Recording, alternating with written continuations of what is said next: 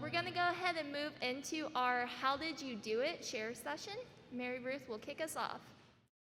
We are kind of winding down our day, and this was really important for us to put in this session because we know how important it is for you all to learn from each other and talk to each other about what is working, what's not working. This is probably the most changes you've had in a year since you've started doing this. But before we get into share session, I just wanted to update you on a few legislative things and open up some questions. I am not the legislative expert, but we do have one of those at ODAF, and so we work very closely with our deputy commissioner who is at the Capitol every day. I'll just start with this one. There is a Bakersville chat going on in the app. There is this year's link to that bill on there if you'd like more information on what that bill says. It is there's some proposals there. It is active. And so if you are interested in that, you can kind of follow along. That link they post what happens in committees and when it goes from the House to the Senate and everything like that. So you can follow along there. As far as what it will do for farmers markets, it will likely, if it goes through how it is now, it will likely open up those restrictions on baked goods as well as a lot of other prepared foods. So as soon as that gets through, or if it does change, we will be sending out information to our managers, and that will be summer before all of that comes down, on how that will affect how you treat those businesses in your market. So we will do our best to keep you apprised of the outcomes of session on that bill and how that might mean some of your bylaws or rules change. And so we can certainly help you walk through that as we get information. We don't always know how to interpret them when they are fresh out of the legislature, but we can certainly work with the health department because it is mostly their jurisdiction that bill is dealing with. So we can try to help you along once we figure out what they're going to decide. Sure, Mary.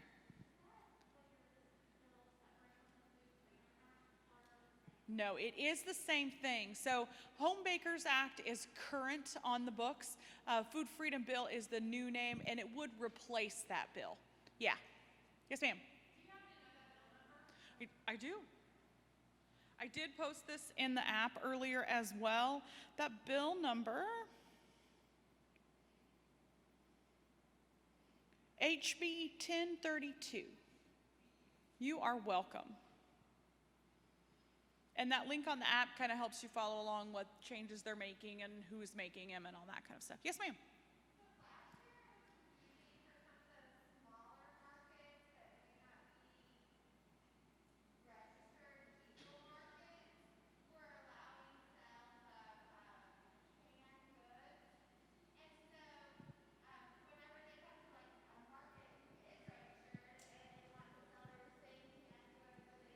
So-and-so's farmer's market, thanks.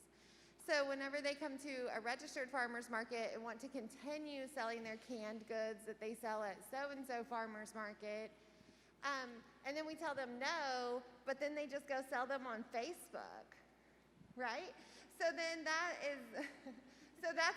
that's a problem that we have in smaller communities, especially now that you have to have 4 registered vendors to be a legal farmer's market. Well, then you go to small communities like Westville, Fort Gibson, lots of other small places, Porter, where they've started their own markets, but they're not registered markets. So who's checking these markets that pop up? Because, I mean, there's a ton. So here's the non-answer answer that I wish I could tell you better. We can't keep Sprouts from calling themselves a farmer's market, and we can't keep the craft fair down the road from calling themselves a farmer's market. So a registered farmer's market, and I will get to Bill 1785 that passed last year here in a minute, and we'll talk all about that.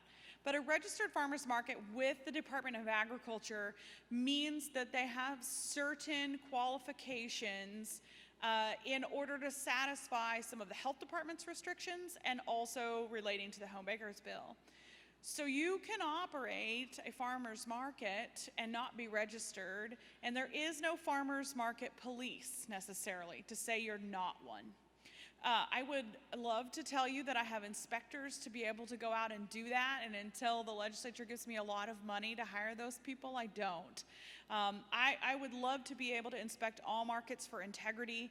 Not only are we selling what we say we're selling, that kind of thing, but to shut down some of that. But that's just not what we're able to do. I do know that the health department has jurisdiction to be able to shut those producers down who are not operating under the health department's requirements. So, for example, those canned goods or whatever it is that they're making in a non-licensed facility. Now, there's a whole lot of food for sale on Facebook, enchiladas and anything else you could find.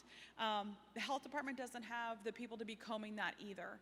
So, you know, as with anything, that stuff does go on, and I know it makes it hard on you managers that are doing the right thing, and it's really tough. The best thing I can tell you is keep doing the right thing, keep asking questions of us, so we can help you, but we can't keep that from happening unless we get jurisdiction and people to do that.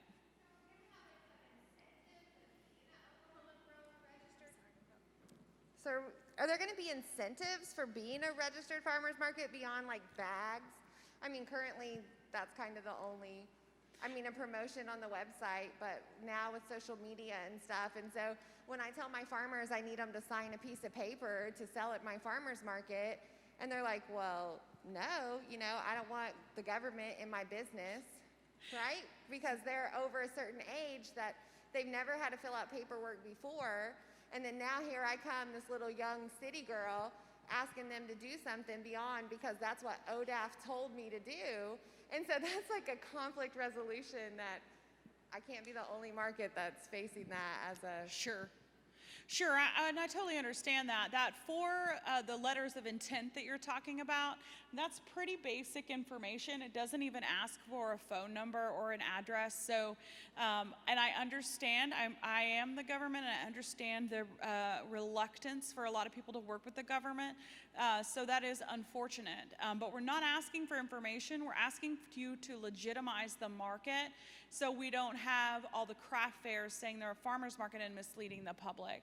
So your big incentives, one, when the health department comes to check on your market, they check our list every single time they visit a market to make sure they're registered.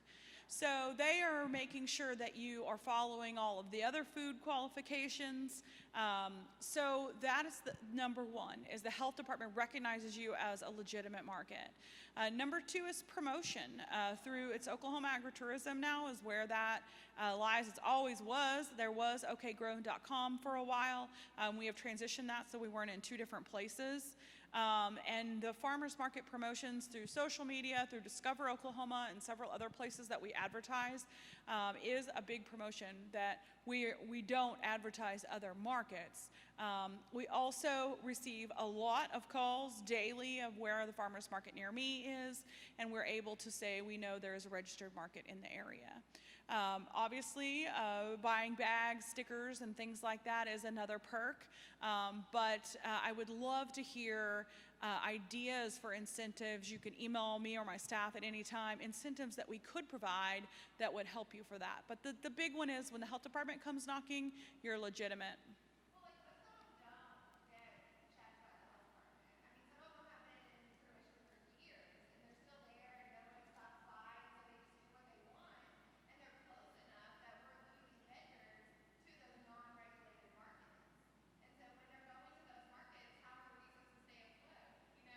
Yeah, that's a tough one. That's a tough one. And again, I wish I had inspectors to go out and do that, and I know the health department would say the same. They wish that they had the people to be able to go out and do that, and that's a funding issue, unfortunately. So they don't have the staff to be everywhere all the time. You can always talk to your health inspector and ask why that market has not been checked or something like that.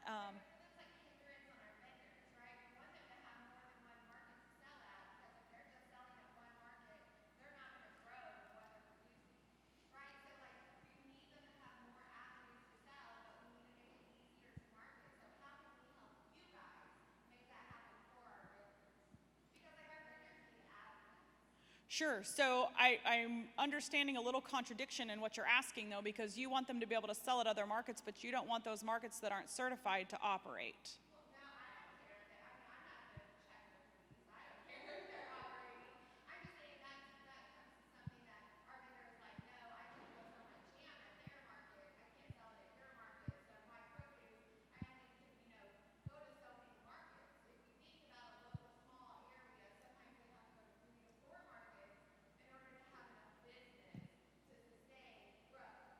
Sure.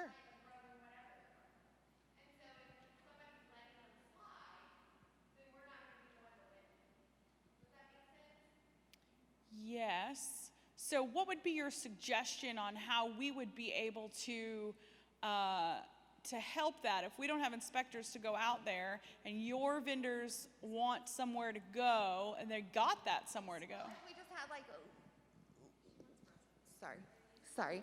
If we just had, like if the food cottage laws will pass, right? So if we can amend that bill. So do you need us to call to advocate for bills like that? Do you guys have a body of people who create these bills that we as market managers could discuss these things with, that are creating barriers to market? Sure, we always encourage you to be a part of the legislative process, and your representatives are happy to hear from their constituents. You would be surprised how much the legislators do not hear from their constituents, good, bad, or otherwise. So they are always willing to listen to what you think is an important issue. So I always encourage you to follow those bills. There are groups out there that are following that and putting updates out there on social media. So you get involved with some of those. And, being part of the policy process is a little complicated. And it sounds really easy just to go write a law and let's take it to a representative. And that is intimidating, but it happens every day. So if it's something that you think you want to discuss as managers, I think it's a great idea to get together and pool your resources. But then to go to your individual legislators and say, listen, we think this is really important. It's creating a barrier to the market, that kind of thing, and work on it that way. So there are groups out there doing that. I really encourage you to get involved with that to see. And if there are policy changes you think that are effective, we would love to hear them too. We don't lobby as a government agency. We enforce the laws. We don't get to go make them. But we do get to be involved in the discussions. So most of you managers, all of you managers should have received an email. Time is lost on me, but not that long ago, about a requiring SNAP at farmers markets. You guys were amazing in your response to that, so fast and so thorough. We were able to take all those concerns to the legislative group that was working on that and show them that everybody supports SNAP. But most everybody has a real challenge, and requiring that would shut a lot of markets down. So we were able to get that pulled just by bringing your feedback. So we do try, when we have an opportunity like that, we do try to go to either the managers, the producers, the growers. It doesn't always work out that we have the time to do that. Some of that process is a little weird. But we always want to know what you're thinking. And we try really hard to get your opinions, especially when we go out and visit markets or producers or venues or wherever it is. But I tell you to not hesitate to talk to us about it, even if it's just an email and saying, hey, I'd like to work on this in the future. Maybe we can connect you with somebody that already is, even though we can't go change a law. You're so welcome. Yeah. Thank you. So, like I said, I don't know if this is the right place to ask or not. We have had issues in the past with some vendors that were selling, jams and jellies that they didn't have, the proper stuff to be doing. And when I confronted them about it, they're like, okay, we won't sell it. And they put it underneath the table, and then I walk away, and they're like, okay, we're gonna sell it now. Would it be, and I don't even know, so would it be bad if I called our health department, kind of talked to them about what was going on, and maybe had them pop by? Because the health department's never been to our market. But I just feel like for the safety of our customers, that's something that needs to be addressed. And I mean, they sign their application, that they're not going to do that, but it's just hard for myself as a market director and manager to, I guess, stop them from selling it, because Sure. they tell me, oh, I'm going to stop, and then I turn around and it's like, okay, we're going to sell this again. I mean, I had a baby last summer, and when I took off, whenever I had her, I actually had 2 vendors that immediately went back to doing what they weren't supposed to be doing while I wasn't there. So I don't know the best way to handle that situation. Definitely one of the reasons we had a conflict manager come talk today, because that is tricky. And the thing about a farmer's market is everybody's structure is a little different, whether you have a paid manager, or it's all volunteer, or it's bylaws, or it's just some rules. So ultimately, that is your decision on how to handle that. I love that you use the food safety concern there, and I think that's really important to remember when we talk about anything related to something you should or shouldn't sell, whether it's sprouts or jelly or non-refrigerated meat, whatever it is.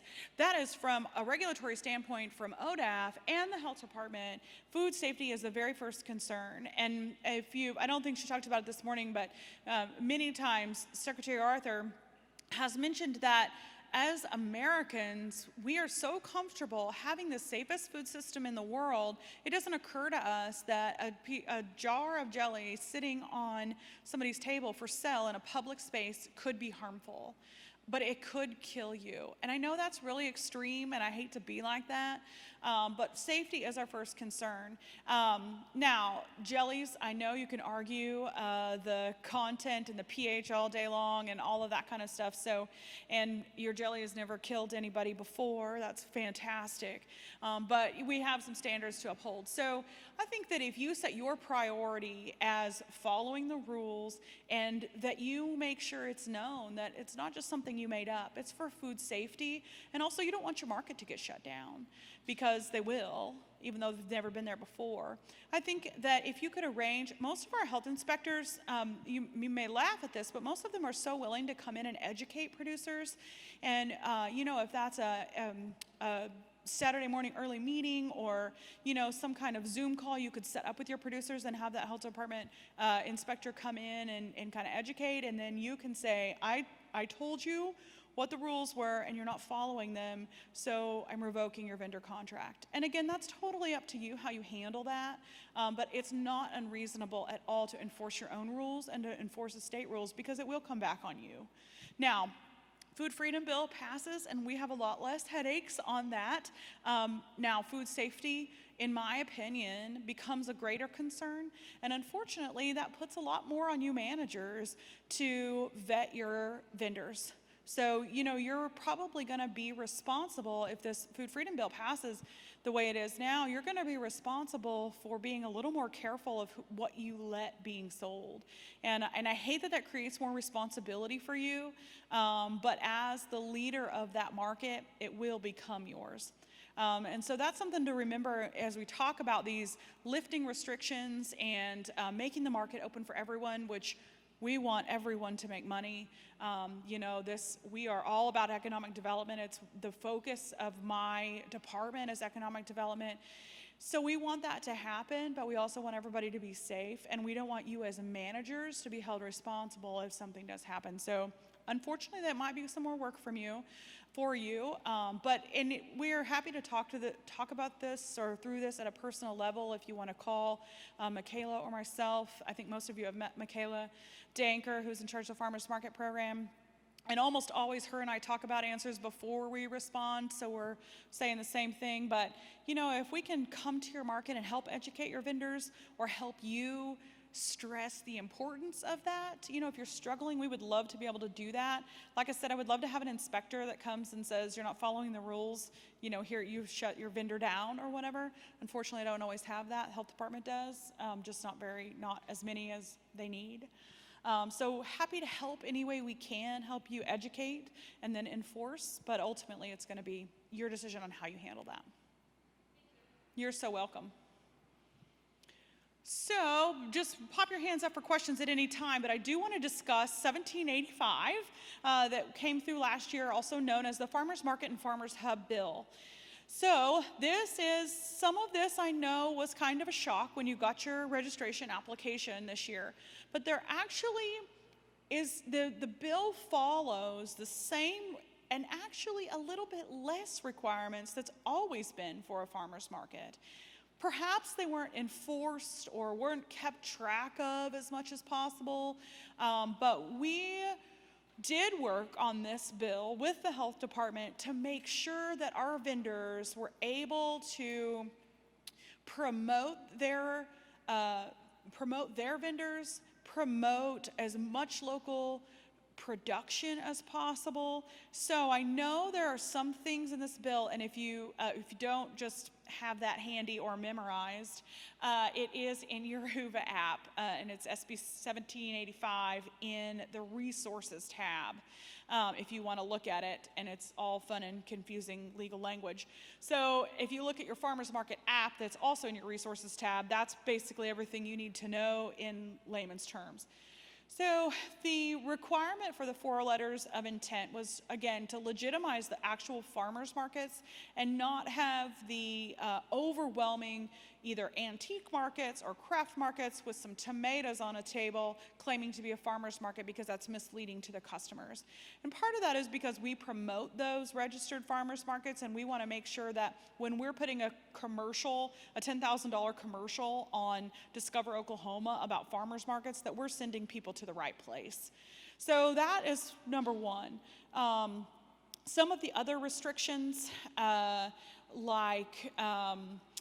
well, the hot button one obviously is that your farmers only sell what they produce. Anybody have trouble with that one? Yeah, it's a tough one.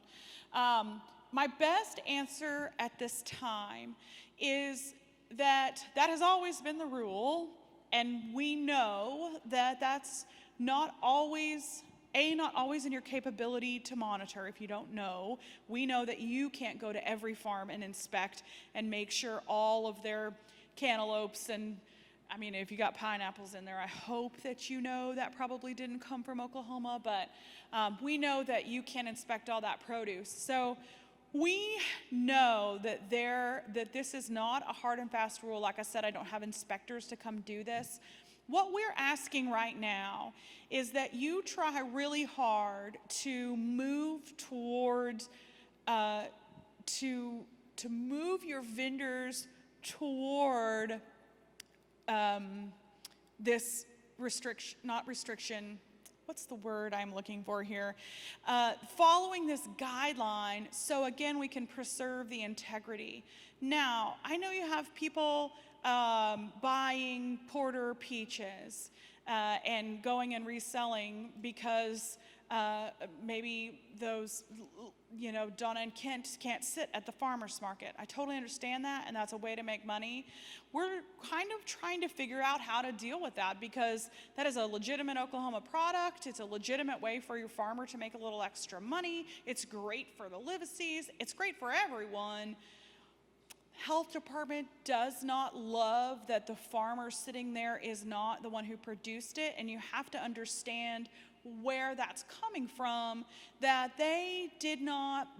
when a consumer pulls up to a farmer's market, they know they're not in a grocery store, so nothing got inspected, but they know that farmer behind the table probably grew and produced, or the family of that farmer or the employer of that person sitting behind the table harvested, produced, all that kind of thing.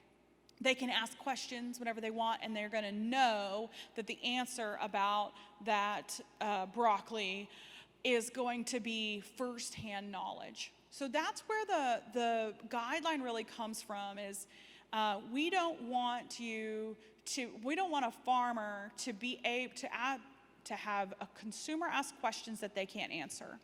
So at a grocery store, you know that they've been through all the FSMA rules, they have all their Produce Safety Alliance training, all that kind of thing, and a lot of our vendors do that as well. If you've taken that course, you are certainly a little bit ahead of the game.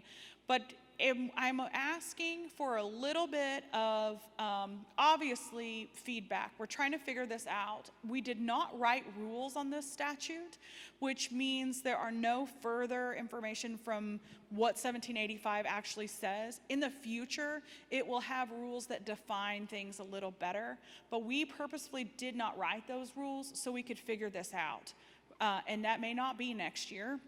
It may be a little bit down the road.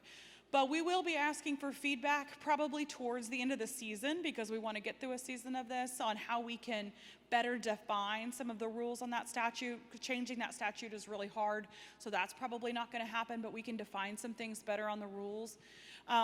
But at this time, the answer, if you've called and talked to me or Michaela, the answer to that question is, I don't have an inspector that's going to come ask or run their magic tester over the tomatoes and know where they came from. So I don't want that to be a limiting factor for your market. I don't want that to be the hill that you die on, unless it's the hill you want to die on, and then I'll support it all day long. But I want you to inform your vendors that in order to preserve the integrity for the farmers market and our advertisement to consumers, we want to be promoting the things that they grow. We certainly, and I will take a stand on the vendors that are buying out of the back of the Walmart truck or whatever it is that's coming through and undercutting those prices and passing those off as locally grown. That is the big problem. So we are certainly going to be, and happy to come talk to your vendor groups about that very strongly, that we do not appreciate that. And that is to preserve your vendors and your farmers, to make sure that they get the fair price for their fair product that their blood, sweat, and tears went into. So that issue is the sticking point. The issue of your vendors that are helping out their neighbor, or doing something because somebody couldn't get to the market on time and helping that out, we're not going to get real upset about that, okay? So I hope that kind of eases your fears about that a little bit. Happy to come, like I said, talk to your vendors about why this all happened, and how that lines up. But I think those are the two main sticking points.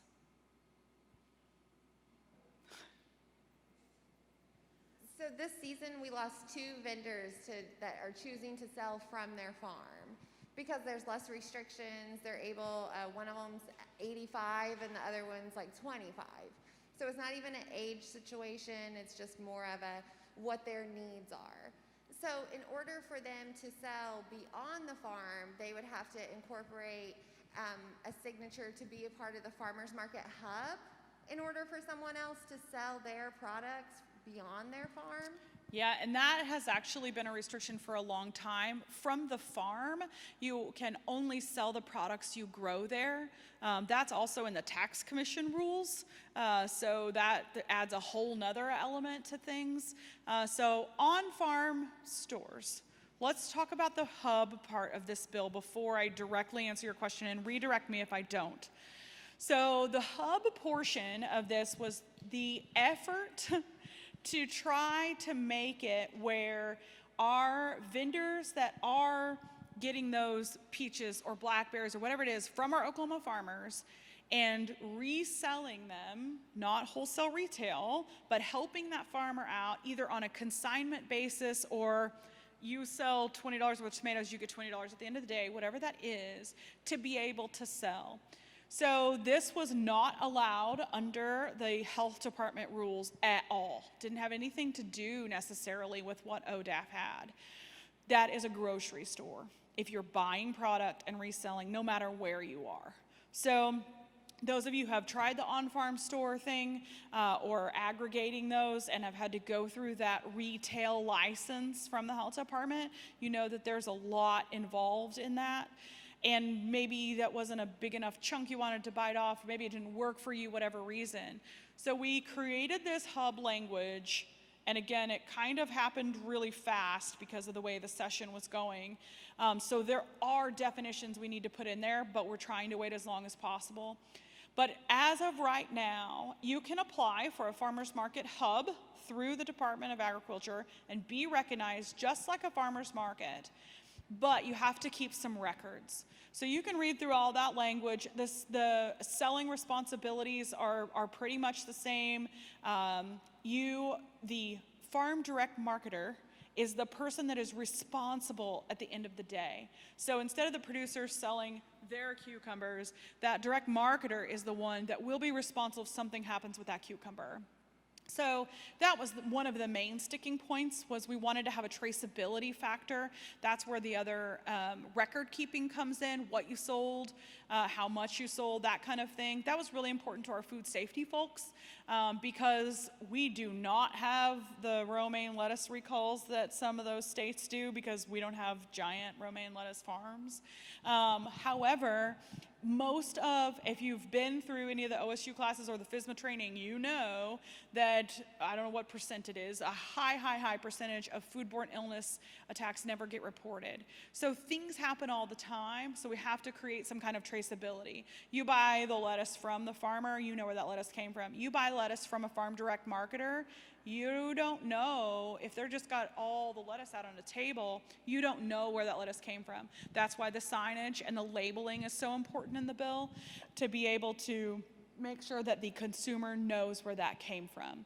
So, to answer your question directly, if I want to sell from a farm and I want to have other people's products there, I can absolutely, it was what our talk was with Joe Tierney this morning, absolutely have a farmer's hub, an official farmer's hub on your property. Now, this does not get you out of any kind of meat license, dairy license. You have to have refrigeration. You have to go through food safety. It's very easy to get those licenses. But for especially fresh produce, fruit and vegetables, it's absolutely allowed. All you have to do is register to be a farmer's market hub. You cannot be reselling wholesale retail. You have to work out either a consignment option or a pay after option that is similar to consignment, but you don't take a cut. We're not saying you have to take a cut, but they have to be able to, you're not buying the product up front because that's a grocery store. So yes, individual farmers markets can apply for this and have one table set out and one farm direct marketer sitting there selling 10 people's products and be the hub. That's okay too. And again, we're working through this with everybody else and what this actually means. So please ask us the questions, and a lot of times our answer is, didn't think about that yet, let us make sure we're okay. We run it through legal, health department runs it through legal, and we're all good. But help us work through that.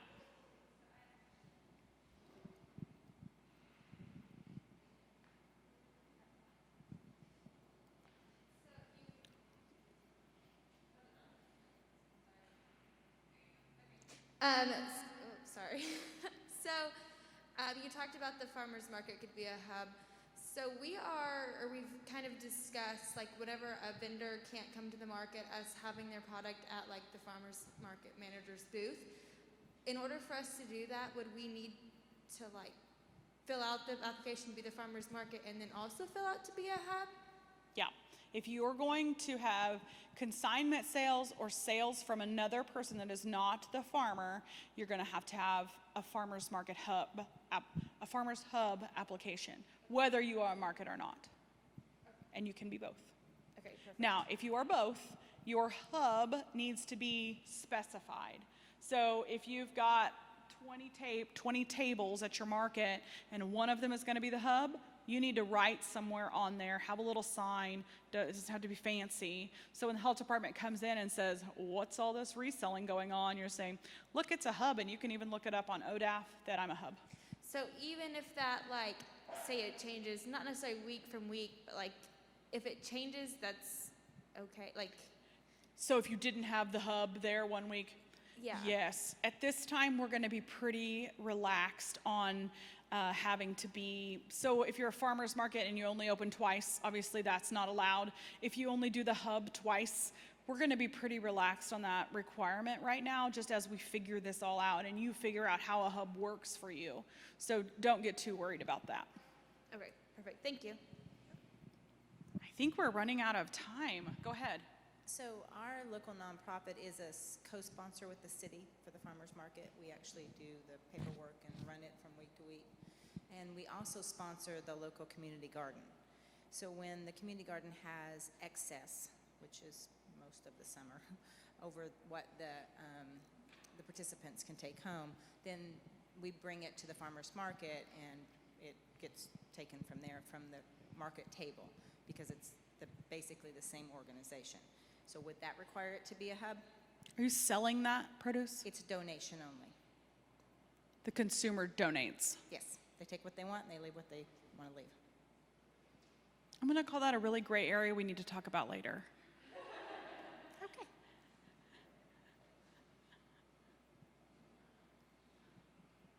Mary Ruth, is there a way that they can contact you if they think of any other questions? Absolutely. I'm in the Whova app. I'm hard to miss on the ODAF website. I'm the director of market development, so you can find me in anything market development, or you can contact Michaela, who does your registrations, and she can get you to me. She can also answer these questions. I hate that we took up all of your networking time, but I encourage you all to come over to the public market, where we have a closing session and you can chat and talk amongst yourselves all you want after that. And 3:30 is when we start over there, right, Jade? Yes. Okay, great. Thank you.